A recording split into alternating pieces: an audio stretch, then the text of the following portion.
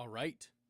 Looks like we're live. Looks like we're driving. Hey, my name is Bradley Stalder at FF Stalder on the X machine. And I'm going to give you some instant reactions. I've barely seen these ADPs. We're going to go through some of the top players here on Underdog Fantasy and just give some blind reactions, some takes per player. We're going to go through about the first 4 rounds. We'll see how the pace keeps up. I'm going to give it for you. Here we go. All right. We'll kick it off by taking a look at the first overall, Bijan Robinson. That's not a surprise. Bijan should be the number 1 guy in this offense overall. Probably first in touches, of course. And then you have Drake London, who will command a higher target share, but there's no other players that's going to command a target share in line with Bijan Robinson. You've got Kyle Pitts, who may stay with the Falcons, may be traded away. Certainly Stefanski likes his tight ends, but it doesn't matter. There's no wide receiver 2 behind Drake London. And so you're going to see a consolidated target share. Consolidation. It sounds great. And even with Tua at quarterback or Michael Penix, it doesn't matter. Bijan Robinson is going to be getting what we want in terms of fantasy. All right, number 1, that's Bijan Robinson. Number 2, Jahmyr Gibbs getting the 1.9. So sometimes it's Gibbs, sometimes it's Bijan Robinson. And Gibbs has clearly creeped into that first overall conversation because of the David Montgomery trade. Montgomery traded off from Detroit to the Houston Texans. And what was kind of a surprising trade, the Texans gave up a good amount of draft capital and some swaps and offensive linemen for the right to be able to play David Montgomery. Clearly we're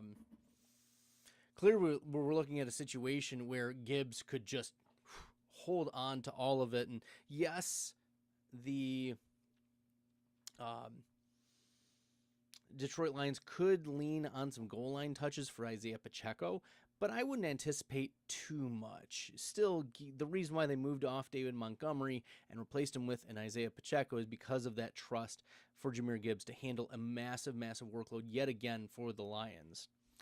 At 3rd overall, Puka Nacua, 3.3 ADP, and we're just running it back with Matthew Stafford. The logic is simple. Nacua is perhaps the best between the 20s wide receiver in the NFL. And there's questions about whether Devontae Adams has taken a step back. Yes, Adams was propelled by a lot of touchdowns in 2025, but maybe a few more of those go to Nacua. Maybe Adams falls off because of the age cliff. There's a lot of pathways for failure for Devontae Adams and more pathways for success for Puka Nacua, as long as he stays healthy. And I mean, that's the big question, because Nacua seems like he's always having contested catches. He's always getting hit in the middle of the field, or he's taking an extra hit to the shoulder. He plays a tough game. And so the concern is, Nacua, is he going to last the whole season? And I don't know. That's a tough one for me to be able to say, yes, we're comfortable taking Nacua here. I would rather take Jamar Chase, who is 4th in ADP 3.7. Chase, mostly quarterback proof. That's what we've seen. And with Joe Burrow and still a very bad defense, I mean, Bengals did try this offseason to address the defensive side of the ball, but it's going to take a lot of coaching that I'm not sure that the Bengals have in place to be able to slow the pace of the other team's offenses down, and therefore slowing down their own offense, right? You've got 2 of arguably the best wide receivers in the NFL, the best wide receiver duo, in my opinion, Cincinnati Bengals wide receiver Jamar Chase and T. Higgins, both with the team long term, and Joe Burrow. He's not injury prone. He's just happened to get hurt a few times over throughout his career. Jamar Chase, massive, massive ceiling. He does have a lower floor than some other wide receivers, but the ceiling is absolutely there and can break off big time plays, big time runs. Yards after the catch monster. We know that he deserves to be here at the top. Jackson Smith and Jigba at the 5.3. and the wide receiver 3 behind Puka Nacua and Jamar Chase. I like Jackson Smith and Jigba at this spot. He's clearly still going to be the wide receiver 1. We expect Jackson Smith and Jigba to have a massive contract extension with the Seattle Seahawks. Probably going to set the record for biggest contract for a wide receiver in the NFL. And deservedly so. Jackson Smith and Jigba doesn't have any competition either.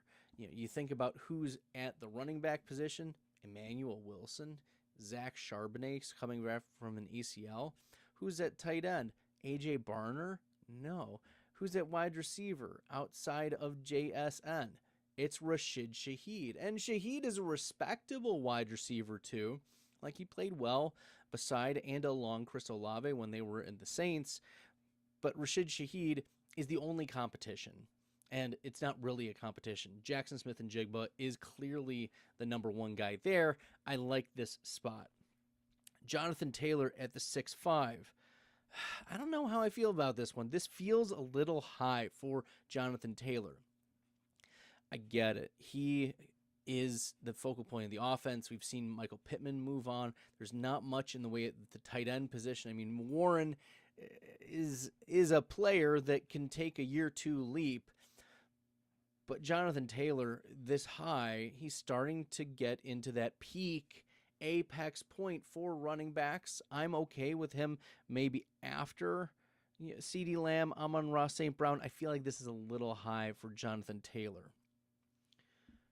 When it comes to Christian McCaffrey, you're either all in or all out. So taking him at the 7-1, you need your exposure to Christian McCaffrey. He's the type of running back that can hurt you massively. He was the number 1 overall player in terms of fantasy points per game.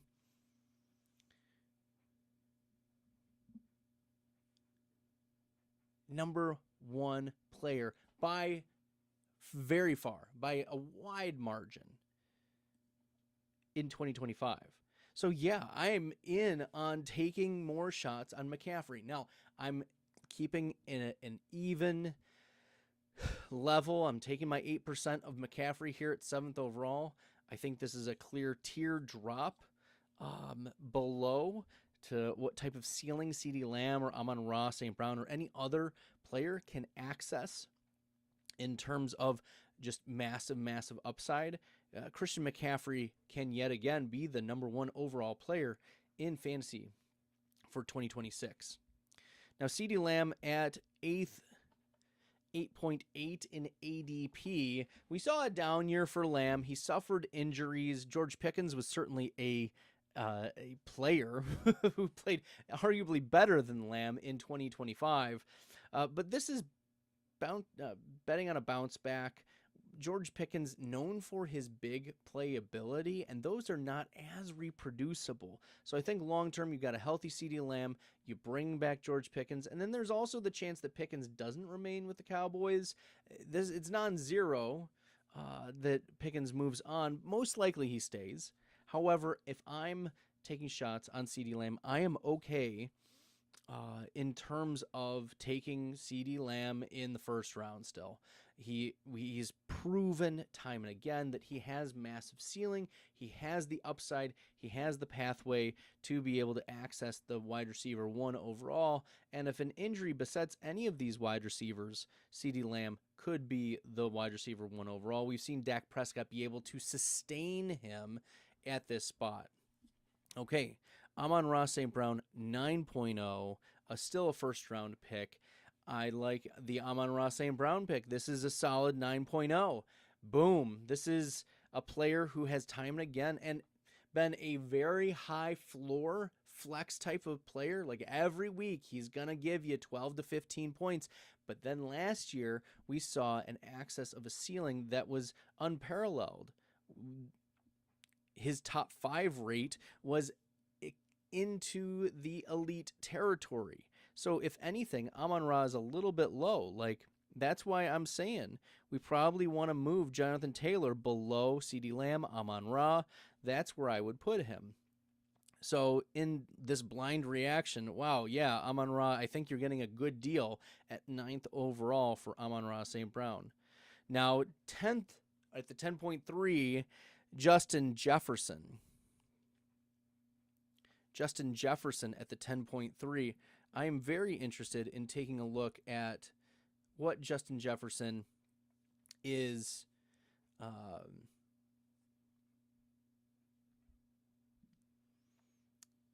going to do here, because we have some clarity at the quarterback position. It's going to be Kyler Murray.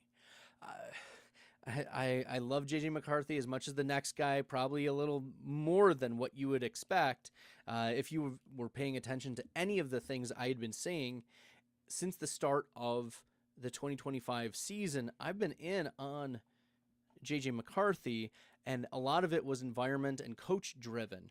But now with Kyler Murray there, I don't see a pathway for failure. I was that in on J.J. McCarthy, and he let me down. Justin Jefferson's not going to let us down. I think at 10.3, this is a fair hedge. I want shares of Justin Jefferson. I'm not scared off from last year. Kyler Murray has been able to sustain elite wide receivers. We saw this with DeAndre Hopkins during his time in Arizona. So Justin Jefferson at the 10.3, he probably should be moved up, maybe a spot or two. This is, again, why I want to move down Jonathan Taylor below Justin Jefferson. All right, James Cook has put up 2 straight seasons where, holy buckets, this is amazing. He's done so well. Double-digit touchdowns. He continues to be a value. And the Buffalo Bills have done, well, they actually started to do something. They traded for DJ Moore. And DJ Moore is a player who can win down the field. And James Cook, maybe he gets vultured a few of his touchdowns, but at the same time, we think about how Buffalo has been scoring their touchdowns. Cook and Josh Allen have combined for over 20 rushing scores over the last couple of years. And guess what? The offensive coordinator, Joe Brady, is now the head coach. So you've got James Cook, Josh Allen in Buffalo, and there's no reason really to move off of James Cook at the 11 overall. So it feels kind of awkward because maybe not, because do we trust that James Cook is that good? But we need to. We need to be in on drafting James Cook. He has not let us down the last 2 seasons, and now this offense might actually be better. We might actually get more scoring position in Buffalo. Ashton Genty, 11.7. We're starting to get into the 1-2 turn type of players, and Genty, he remains here because of the confidence in the Vegas offense that's going to come from Fernando Mendoza landing in Vegas, and then you get Brock Bowers, you get Ashton Genty, you add in, we'll see what wide receivers remain, because Jacoby Myers gone, Devontae Adams gone. Are we really going to see any other of those Vegas wide receivers show up? That's going to be tough, right? Jalen Naylor, Trey Tucker, but it's going to be Genty and Bowers who are going to be moving the ball between the 20s, and hopefully Genty gets a few more touchdowns. He was one of the highest rated players in terms of just total touches in the running back spot, and there's no running back behind him. Last year it was Raheem Mostert, who's not even on the team right now. So Ashton Genty is going to continue to be the bell cow workhorse running back in Vegas and deserves to be in this spot. All right, Devon Achane. This team could be historically bad. The Miami Dolphins could be historically bad, and that offense could be severely limiting. If this was a full PPR, I would probably be okay with Devon Achane at the 1-2 turn. I am not okay with Devon Achane at the 1-2 turn in half point. The touchdown opportunities are just going to be so low. The game script is going to be very bad. So Devon Achane, even if he does end up getting a lot of the pass catching work out of the backfield, even if it's not split, even if he remains healthy, I mean, we could be looking at a running back who gets a 24% target share. That's how bad the wide receiver position is in Miami.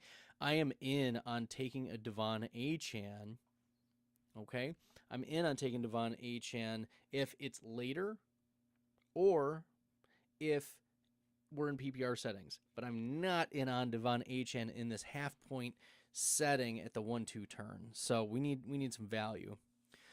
Oh, Marion Hampton. Yikes. There's been just so many flags that I've been following, whether it's been Amarian Hampton's best ball value rating, almost identical to Kamani Vidal's. Like, does the LA Charger coaching staff say, essentially, Amarian Hampton, you might be replaceable? And interchangeable, maybe not replaceable, but interchangeable is the word. So is Hampton interchangeable? Is the offense going to support it? Are we going to see more targets for Gadsden in this offense? There's a lot of unknowns with this Mike McDaniel offense. Is there going to be a running back split? We don't know. That's not a hedge I want to be taking at 15th overall. This is a player I'm surprised is this high in the rankings ahead of a few of these other running backs that are right behind him. As I said, these are blind reactions. Make sure you smash the subscribe button here on BestBell Fantasy. My name is Bradley Stalder at FF Stalder. We're going to keep cranking them about a third of the way through the top 48. Jeremiah Love at 16.2. What's not to love? I know you see the Irish right here. Go Irish. Go Notre Dame Irish. Go Jeremiah Love. Wherever he lands, the offenses are not that bad who are going to be taking him. Whether it's the Commanders, Jaden Daniels, we have to have some confidence with that landing spot, or the Tennessee Titans with Cam Ward, Calvin Ridley, Wan'Dale Robinson, right? There is going to be good enough, that offense. It's not going to be great, but it's going to be good enough. And Jeremiah Love with Brian Dable, that as the new Saquon Barkley, yeah, I'm very in on Jeremiah Love. So give me Love at 16.2 overall. That's because remember, Ashton Genty was a 1-2 turn player last year. This was 3 to 4 spots higher, and we know that Jeremiah Love is a much better production prospect against tougher competition, and he did it with even tougher competition in his own backfield with Jadarian Price. So give me Jeremiah Love at 16.2. I love this value. This is a great reaction. Love it. Saquon Barkley at 16.6, RB10 overall. I mean, look, this is either going to be complete feast or complete famine. There's no way that Saquon Barkley is your RB10 on the season. When we're looking back, we're either going to see that Saquon finished as like RB18, or we're going to see that Saquon finished as RB2. So this is, again, the market hedging. We don't know. Barkley has a history of injuries. Last year, Barkley played poorly, coming off of a season where he had a historic touch number. And then you also have a change at offensive coordinator for Saquon Barkley and the Philadelphia Eagles. So that all those narratives are being hedged by the market here. So look, I want to have a flat exposure to Saquon Barkley. I don't want to be out on him. There's a possibility that Saquon, this offense is just reignited under the new offensive coordinator Sean Mannion. That's possible. What's also possible is that he's on the wrong side of the AJ Apex with multiple injuries. So I'm okay with taking Saquon Barkley here. There's multiple narratives that might balance each other out, and I'm here to take some Barkley. Trey McBride at 18 overall. So there's two approaches to having the tight end ranked at this spot. Trey McBride at middle of the second round. Clearly the number one tight end, and clearly a player who was the tight end last year. Tight end one last year over Brock Bowers, over George Kittle, over Tucker Kraft in terms of fantasy points per game. Trey McBride, and this was a player. I planted my flag. He was going to be the tight end one in 2025. I had him over Bowers pretty comfortably. People were like, wait, what, Bradley? I said, yup, it's because he's going to have touchdown regression, and that's exactly what happened. So Trey McBride at 18 overall. The issue here is that it's almost impossible for a tight end to pay off even when the positional value is taken into account. It's almost impossible for a tight end to pay off and get you to that 150. He's a good complementary piece. Like, I don't mind taking Trey McBride, but you just need to like take McBride and then ignore the tight end position the rest of the way pretty much until you get like to round 16, 17, 18, just to rotate through some of those late tight ends that have upside, like your David Njoku's, your Chig Okonkwo's. Those are great late pairings with a Trey McBride. So I like that Trey McBride is still the tight end 1. I'm okay with him being a mid-round 2, but I also need us to all know that he's not going to, by himself, pay off. Like, if you have a winning team with Trey McBride, it's not going to be because Trey McBride transcended fantasy. He's clearly going to do well and very well may outperform the rest of the tight end position, but that may not mean that he himself is contributing so significantly that it makes the difference for your fantasy championship team. You're going to need other pieces to win. So Trey McBride is like the Scottie Pippen of your fantasy football team, if you remember basketball from the 90s. Shout out to the Chicago Bulls. All right, Malik Neighbors at 18. It's hard to have Malik Neighbors right next to Drake London when we don't know if Neighbors is going to be ready for week 1. I don't want to draft Malik Neighbors in the middle of round 2 when we know it is uncertain that he is going to be ready for week 1. We are not certain that he will be ready for week 1. So drafting Malik Neighbors with the possibility of him missing the first 4 games, because if he misses week 1, he's probably going to miss the first 4 weeks and ramp up that way. Then Drake London is the easy smash. Give me very, very easily Drake London over Malik Neighbors. It's March 22nd, 2026. Drake London, barring an injury, will outproduce, fantasy points per game Malik Neighbors in 2026. All right. We talked about Drake London, Malik Neighbors. Kenneth Walker at 20.1. I actually think this is an interesting value. Kenneth Walker on other platforms like DraftKings has an ADP of 14 overall. Like, what? I that one doesn't make sense to me. The 14 overall. I can kind of get behind 20. I can kind of get behind 20, and especially in a half-point league where Walker is not known to be much of a pass catcher. He's occasionally caught some passes. It's not part of his game, but he can do it. And so Kansas City, I still have them pegged to bring in another running back in some capacity. So I'm looking at Kenneth Walker. I'm okay with drafting some Kenneth Walker. I'm also waiting a while to draft my shares of Kenneth Walker. I'm okay with it. I want to wait on Kenneth Walker. Give me Kenneth Walker in late June, into July, into August. That's when I'm going to get my shares of Kenneth Walker and at ADP. I'm not going to reach. I'm not going to force it. I'm just going to take Kenneth Walker at ADP when it comes to those times. So give me Ken Walker in July and August, not right now. I want to see where it stabilizes because the market has very, very much overreacted to him signing in Kansas City, even though very good landing spot. Just I need to see more until I invest. All right, Derrick Henry at 21. Henry was like a top 10 overall player in terms of best ball value rating last year. So give me Derrick Henry. I love this spot. He didn't look like he slowed down. I'm here for it. Give me Derrick Henry. Chase Brown, also, I'm fine with. I think he will survive the draft. The Bengals have no business addressing the running back position in a meaningful way.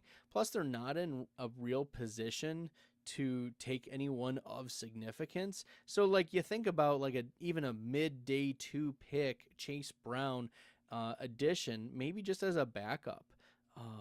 But 22nd overall, we're comfortable with the offense. We like the volume. That's the logic behind Chase Brown. And you can easily tap yet again Chase Brown and T. Higgins in rounds 1, 2, and 3. And then you get Burrow at a discount, actually, compared to previous years.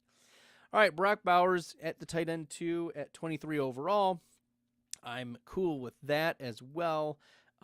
I have more optimism about Brock Bowers in 2026 than I did last year. I think the touchdowns will come. I think the offense will be better for Vegas. You add Fernando Mendoza, who can make NFL throws.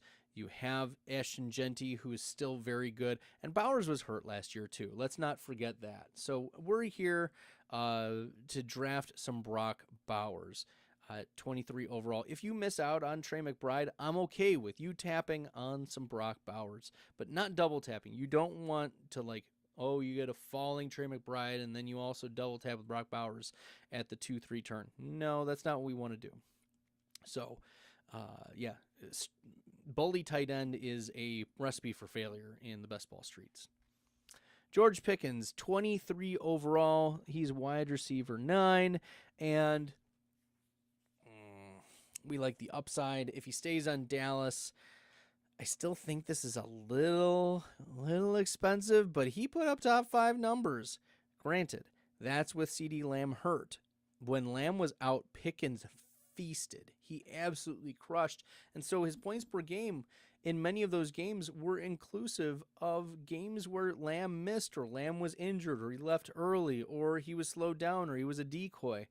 So there is a little bit of the market hedging that, well, maybe Pickens does take a step back. But if Pickens is wide receiver 15, this is quite a hefty investment. This is also like, if you've been playing long enough, you remember when T. Higgins, for instance, was drafted a couple years ago at this spot. When Michael Pittman was being drafted at this spot. You have like wide receivers who are on bad teams being drafted at these spots, or the wide receiver 2 on their team who are drafted in the 2-3 turn, and they just do not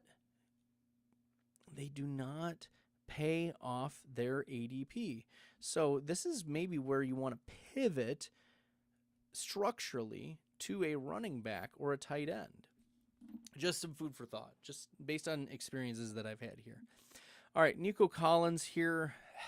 This is, again, a tough one because C.J. Stroud has been absolutely terrible the last 2 seasons, and Collins has struggled with injuries. He is at one big play waiting to happen. So, yeah, we want those in the best ball streets, but are we confident that Nico Collins is going to pay off? No. So I need some value on Nico Collins. I don't like this 24.3 ADP. What I do like is the player next to him, Chris Olave. Olave is getting a massive target share. Tyler Shuck can get him the ball. And if it wasn't for like a heart issue, a health scare at the end of the 2025 season, more people would be talking about Chris Olave absolutely crushing. Like through the first 7 weeks of the NFL season, Olave had the most targets of any wide receiver in the NFL. He gets hyper targeted, and I love this ADP 26.8. He's going to be one of my favorite receivers to draft at this spot. Wow. Yes, give me Chris Olave. Josh Jacobs at 27.3. Yeah, I'm okay with this too. I am okay with this draft spot because Emmanuel Wilson gone. It's just Chris Brooks back there. Maybe Marshawn Lloyd shows up, but I'm confident in Josh Jacobs handling the workload yet again for the Green Bay Packers. Yeah, this is an easy yes. This is an easy smash for me. Josh Allen at 29. Death, taxes, and Josh Allen gets you at least 10 best ball value rated points per game every season. That's Josh Allen. And that's just what he does. At 29, You get security, you get insulation, you get safety. That is your insurance. You don't need to draft another meaningful quarterback. I mean, you can if you want, but the chance that anyone else outside of Josh Allen misses is very high. Like we think about a Patrick Mahomes busting, Joe Burrow busting, Lamar Jackson, Jalen Hurts busting. Like in terms of paying off their ADPs, yeah. So Josh Allen at 29, I'm a fan of drafting him there. AJ Brown, oh man, I love me some AJ Brown, but I can't get behind a 29.8 ADP. Yikes, that's no bueno. Whether it's the small pie, whether it is AJ Brown already throwing fits on the sidelines, whether it is he gets traded. There's just a lot of pathways for AJ Brown to fail at 30 overall. His knees could give out. That's a problem. So yeah, AJ Brown, not a fan of this ADP. He's one of my avoids right now. That is AJ Brown. All right, Travis Etienne, New Orleans. I'd feel better about Travis Etienne if Kamara was gone. If Kamara's there, the pass catching will probably still go to Kamara.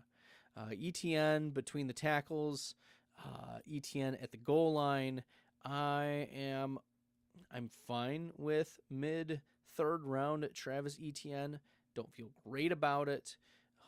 Don't know if the upside is there overall in the New Orleans offense. Maybe Kellen Moore, is looking at this and saying, like, this could be my Saquon Barkley light. Because Travis Etienne, Saquon Barkley, not quite the same player.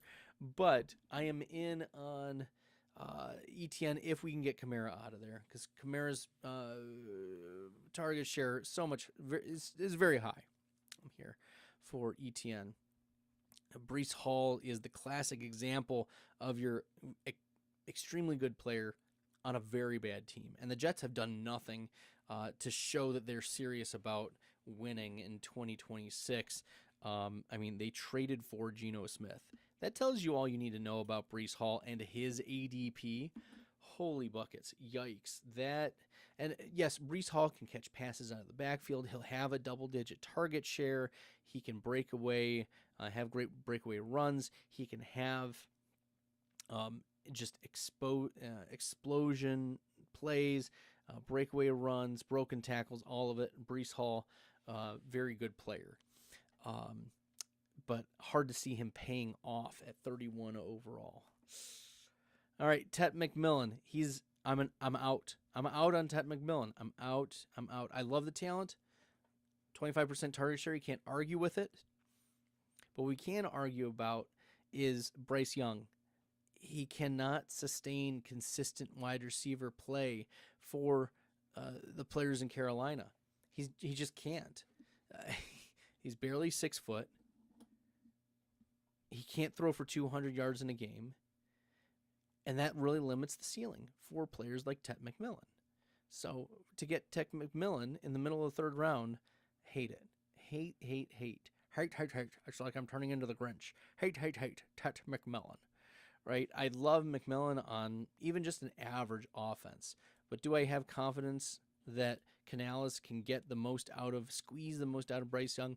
No, I don't. Because there's not much to squeeze out of Young. All right, finally we get a respectable price on T. Higgins. Probably the cheapest we've gotten Higgins in years. The injury bug is clearly there. The upside is also very much there. We're here for T. Higgins. I'm here for it. Healthy Joe Burrow, healthy Jamar Chase, healthy T. Higgins, and that offense is humming. But even more so, if it's between Higgins or Rashee Rice, I am smashing Rashee Rice. This is an absolute gold mine. I know we're all thinking, is Rice going to play? What's going on with the domestic violence situation? I don't know. What I do know is that if Rice is on the field, he is a top 6 wide receiver for fantasy. So to get him at Let's zoom in. Wide receiver 15. Wide receiver 15. Oh my gosh. Unbelievable. Unreal. Unimaginable. This is great. Yes, I want all the Rashee Rice I can get. It will only get more expensive when we find out that Rice won't get suspended for any amount of games, and that the NFL stays out of these situations as long as possible, unless there's video footage. And based on what we're seeing, there's not video footage. There's photos taken after the fact, allegedly, but the NFL usually doesn't react unless they have a video of the player doing the thing. Like, we saw Kamara get suspended. We saw Rashee Rice get suspended for the car situation. We saw lots of, if videos exist, then there is usually very quick movement to suspend. So, all right, we'll keep her moving. Bucky Irving at 35.4.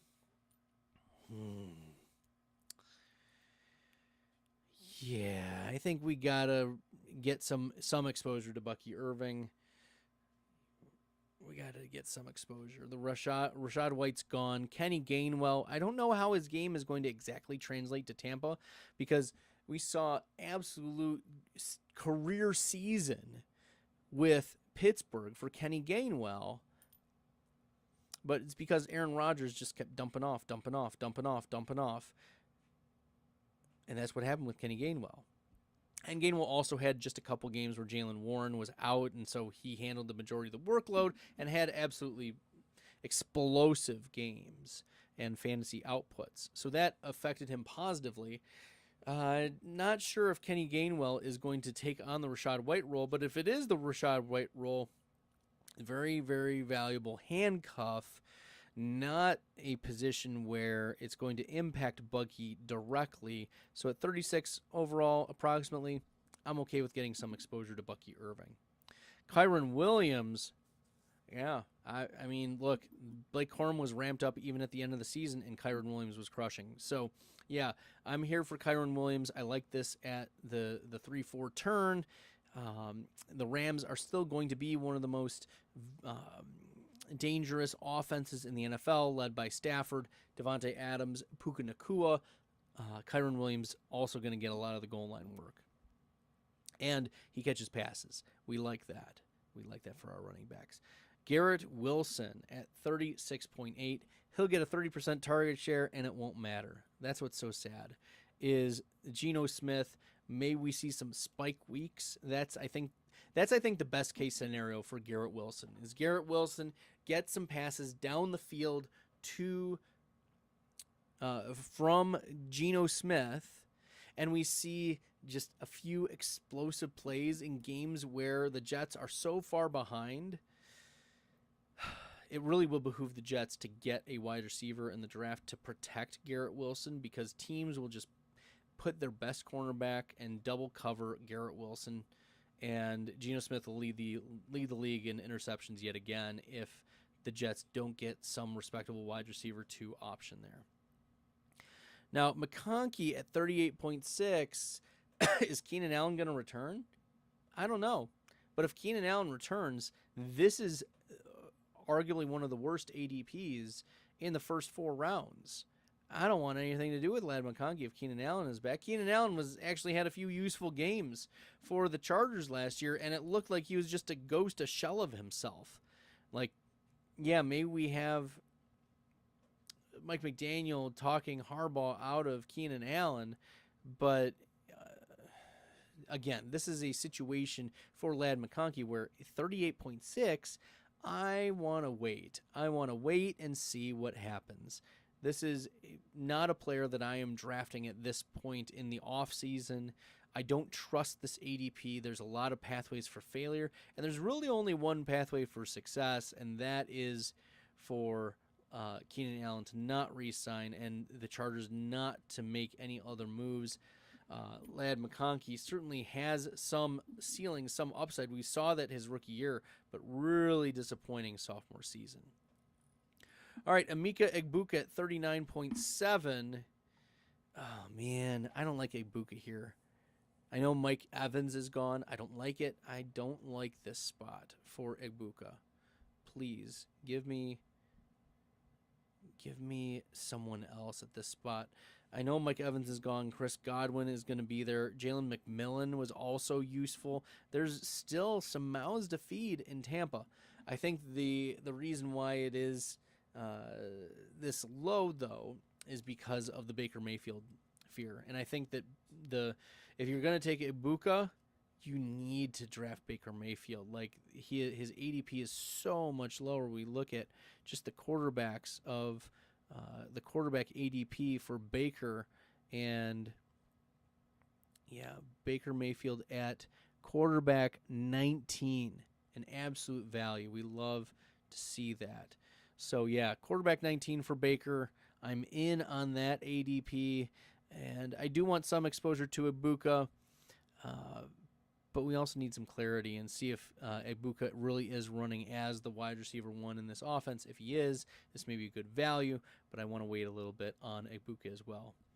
Javonte Williams signed an extension with the Dallas Cowboys, cementing him as solid running back, and he's RB19. I'll get an even amount of exposure for Javonte Williams here. 40.7 overall, solid RB2. On what we think is a good offense. Clearly, Javonte Williams playing a lot better than he did in his time in Denver over the last couple of years. So we have a lot more confidence in Javonte as a top 40, 41 pick. Zay Flowers, he has to be a player you're targeting. At 41, I'm very surprised this is not higher. I mean, he's the number one wide receiver on the team. Baltimore let Isaiah Likely go. They didn't replace him with anyone. DeAndre Hopkins is a free agent. There's been a lot of down talk about Rashad Bateman. Maybe Baltimore brings in a wide receiver in the draft in the middle of the first round. That's a possibility. But even if they bring in a round one wide receiver, Zay Flowers has to be the guy. There's not someone in the middle of that wide receiver tier where Baltimore would be drafting that would immediately impact Zay Flowers year one. Flowers is going to get you a 25 to 27% target share. Yes, it's a smaller pie with Lamar Jackson, but Jackson's been rushing fewer times, and I'd love to just continue to lean into Zay Flowers getting big target share, plays down the field, finding space. He's shifty. He's almost like Antonio Brown with his shiftiness and space-making ability. Devonta Smith, I mean, if you want some exposure to the Eagles, if you think A.J. Brown is going to get traded, Smith being drafted here, that's the play. But outside of that, I don't see a pathway for Smith to pay off 42nd overall in terms of fantasy output. So, all right. Luther Burden at 43.3. Hate this. Hate. Oh, instant reaction. Luther Burden the third. Have we not learned anything from like Dante Pettis? Right? Dante Pettis? Yikes. Did we not learn? Well, I mean, Amon-Ra St. Brown was being drafted at about this same spot in after his rookie year, but he played every single snap in the second half and was absolutely dominant. Luther Burden was not dominant. He was explosive. He was given some opportunities, but it's possible that Luther Burden is the third pass catcher behind Colston Loveland, who's 2 spots behind him in ADP, and Rome Odunze. The logic here is baffling to me. Like, why is Luther Burden ahead of Rome Odunze? Odunze outplayed Burden significantly last year. And the games where Burden exploded was because Rome was hurt. What are we talking about? This is stupid. This is idiotic. This is nonsensical. I feel like I'm having a seizure on stream right now about this Luther Burden ADP. Like, how is this even possible? Oh, people, what are we doing? Have we not learned anything? Like, Burden was a second-round draft pick for a reason. There are holes in his profile. And look, if it was a lot cheaper, I'd like to take shots. I'd like some shots on Burden. See if we can tap into some upside. But at 43 overall, Oh, man, this is a mistake. I hate this ADP. All right, Jameson Williams, he's going to pay off. He always is like a top 50 play given the spike weeks, the manufactured touches. He's on Detroit. The calculus, the algebra is simple for Jameson Williams here at 45 overall. And there's going to be a few more goal line opportunities for J-Mo, given that David Montgomery's not there. Jahmyr Gibbs is going to get his, and then Amon-Ra St. Brown's also going to get his.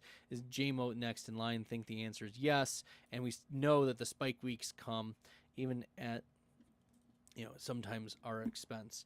So J-Mo at 44, 45, I'm okay with that. Colston Loveland.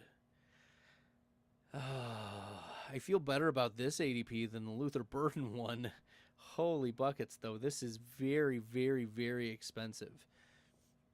46 overall.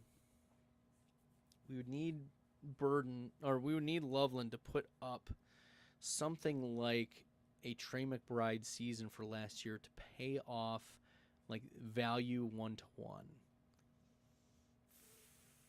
But that's already kind of baked in to his ADP. So even if you win Colston Loveland, are you really winning? And this was kind of the argument against Trey McBride as like the position player. This is why like the tight ends being bumped up this high, it doesn't make any sense. Like, why don't you try to take your shots on Isaiah Likely now on the New York Giants and the possibility of being the tight end 1 and the number 2 pass catcher on this team behind Neighbors, and maybe the number 1 pass catcher on the Giants with Neighbors possibly missing the first couple weeks. So why don't you take shots on guys like that, whereas like Colston Loveland, even if he hits, which he might, I like him as a player. I thought he was a good prospect coming out. I thought he was a little overdrafted by Chicago, kind of a luxury pick with Cole Kmet also there. But Colston Loveland at 46, not a huge fan. Devontae Adams, 46.3. I already talked about how my concerns for there's lots of pathways for failure for Adams, and there's only one really real pathway for Adams to pay off, and that's to continue a very, very high touchdown rate. Adams' target share is going to be lower than Puka Nakua's, so it needs to be, the touchdown rate needs to be higher than Nakua's. And with Adams battling injuries on the wrong side of the age apex, he needs touchdowns to go right. This is a player that I'm not drafting a lot of at 46.3. 47.3, Terry McLaurin. Yeah, I'm okay with this. At wide receiver 24, sure. McLaurin missed most of the offseason due to contract issues and then got hurt, and Jane Daniels got hurt, and everything went wrong for the Commanders. So Terry McLaurin at 47.3. I think there's real pathways for him to reclaim wide receiver 24. Even if Washington takes an offensive piece in round 1 or round 2, I'm not really concerned about Terry McLaurin and his ADP of 47.3. All right, the last player we'll look at, Jalen Waddle, 47.5, wide receiver 25. Traded from the Miami Dolphins to the Denver Broncos. And this does a few things. One is it makes Miami's wide receiver room the worst by far. Like, by far. It's atrocious. The Miami Dolphins are going to be arguably they're probably going to be the worst team in the NFL. And poor Malik Willis. This is exactly what I feared for Malik Willis signing with the Miami Dolphins. But then moving to Denver, Jalen Waddle probably going to operate out of the slot. You have Cortland Sutton on the outside. You have Troy Franklin on the outside. You have Waddle in the slot. That means that Evan Ingram is probably going to be gone. Not only because of the redundant play that Evan Ingram has in running out of the slot, but also because of the conservation of target share. There's only so much target equity to go around. And based on the initial projections, the Denver Broncos are way over in terms of expected targets to be doled out by their offense. So Jalen Waddle, with that addition, pushes someone out, and it's probably not going to be Cortland Sutton.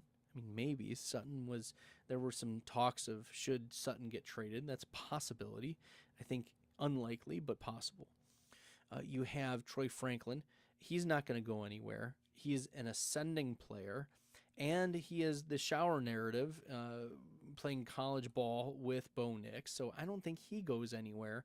And so that leaves Evan Ingram, who has underperformed the last couple seasons, who has also commanded targets, but has not played great for Denver, as being the player. So Terry McLaurin, 47.3, fine. Jalen Waddle, wide receiver 25. Feels a little spicy, but he's still a young, very talented player on a good offense. I'm okay with getting some shots here. I think I'm going to have to take a look at how Denver responds and what players they move, because if they move Sutton, Waddle through the roof in terms of like he could be a top 15 wide receiver, I'd be pretty comfortable with that. Same thing with if Troy Franklin leaves. That'll definitely move down Evan Ingram. I think Jalen Waddle would be top 20 if Troy Franklin leaves for some reason. So I really am pegging Jalen Waddle to, there's pathways for Waddle to move up in this ADP into top 20. But for right now, wide receiver 25, I am fine with that. All right, so those are the first 4 rounds of players. Trevion Henderson is 48.3. I don't know. I can't get behind it. Ramondre's still on this team. Lamar Jackson is outside the top 50. All right, this was a lot of fun. Thanks so much for tuning in. Again, Bradley Stalder at FF Stalder on BestBell Fantasy. Make sure you smash the subscribe button. Thanks for watching. Till next time. Good luck in the best ball streets, everybody.